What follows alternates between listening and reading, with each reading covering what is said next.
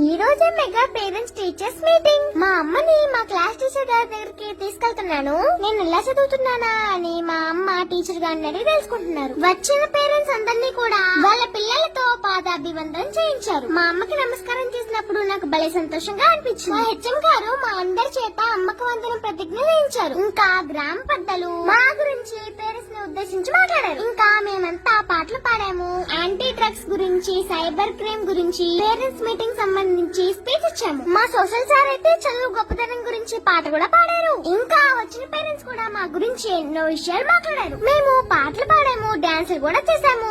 వచ్చిన పెద్దలు మా హెచ్ఎం గారిని సన్మానించారు. మా టీచర్స్ కూడా మా గ్రామ పెద్దలందరినీ సన్మానించారు. నేను కూడా మా స్కూల్ గురించి స్పీచ్ ఇచ్చాను. మేము, మా ఫ్రెండ్స్, మా పేరెంట్స్ అందరం కలిసి ఇలా భోజనం చేయడం భలే ఆనందంగా ఉంది. మా అమ్మ మా స్కూల్లో భోజనం చేయడం ఇదే మొదటిసారి. ఎంత బాగుంటుందని ఎప్పుడు అనుకోలేదంట. మా మాస్టరు నాకు ఒక ముక్క ఇచ్చారు. ఇది మా అమ్మ పేరు మీద మా ఇంటి దగ్గర నడతాను. మరి మీ స్కూల్లో పేరెంట్స్ మీటింగ్ ఎలా జరిగిందో కామెంట్ చేయండి.